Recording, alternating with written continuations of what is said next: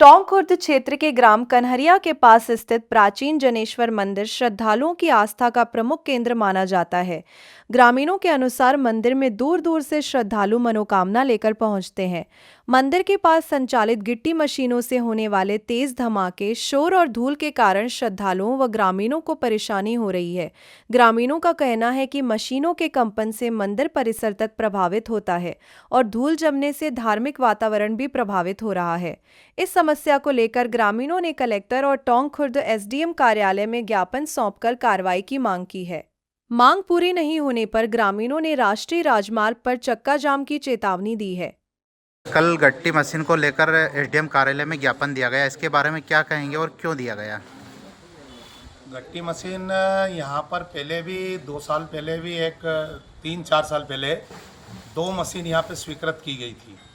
उन पर काफ़ी दबाव आया था, समिति के ऊपर भी, पंचायत के ऊपर भी। फिर भी हमने कलेक्टर साहब से मिले, कलेक्टर साहब को ज्ञापन दिया और उस समय के जो भारतीय जनता पार्टी के जिलाध्यक्ष थे खंडेलवाल जी, उनसे हमने बात की। जब जाके दोनों मशीन वो निरस्त हुई।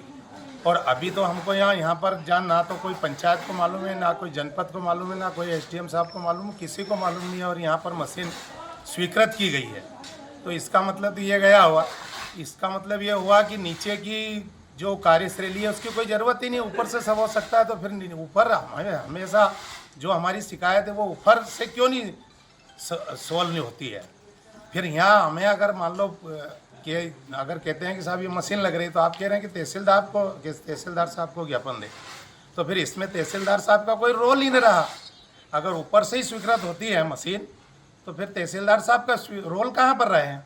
अभी गिट्टी मशीन कहाँ पर स्वीकृत हो रही है और कहाँ पे? यहाँ झरनेश्वर, हम तो ये चाहते हैं कि यहाँ झरनेश्वर जो है ये पांडवों की तपस्विली स्थली है और यहाँ पर पांडवों ने तपस्या की थी। और इस मंदिर का जीर्णोद्धार होता रहे, यहाँ पर शासन प्रशासन सहयोग करती रहे। लेकिन ना तो शासन प्रशासन सहयोग तो दूर की बात है, लेकिन यहाँ पर गट्टी मशीन लगा रहे हैं, अतिक्रमण हो रहा है। हम तो लगातार यहाँ, हम तो समिति के सदस्य हैं, कोई हमारे पास कोई पद तो है नहीं। हम तो यहाँ पर चंदा मांगते हैं और हर साल यज्ञ करते हैं। इसलिए हम ये चाहते हैं कि ये जो जगह है यहाँ पर सुरक्षित रहे, ताकि यहाँ पर हमेशा हमारा धार्मिक कार्यक्रम जो है चलता रहे और हमेशा भगवान भोलेनाथ के चरणों में लोग आते जाते रहें।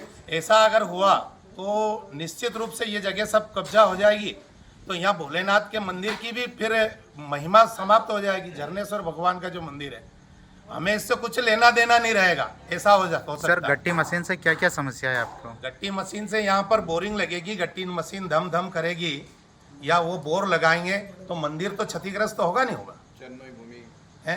दूसरी बात ये है कि यहाँ पर जो शासकीय जो भूमि है उस पर यहाँ पर कनेरिया पंचायत में आता है, ये मान लो, तो यहाँ पर चरनी भूमि भी है ना।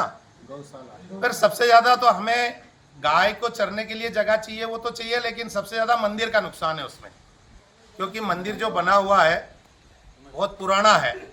तो यहाँ पर जो अगर गट्टी मशीन में अगर वो तो बोर भी लगाएंगे, पत्थर खोदेंगे तो, और अगर पत्थर खोदेंगे और बोर लगाएंगे तो जमीन तो धमधमेगी, तो हो सकता है मंदिर गिर गया तो उसका कौन जवाबदार है? सर, आपका नाम? मेरा नाम हुक्म सिंह सेंधव। कौन से गांव से हो? बुदासा से हूँ।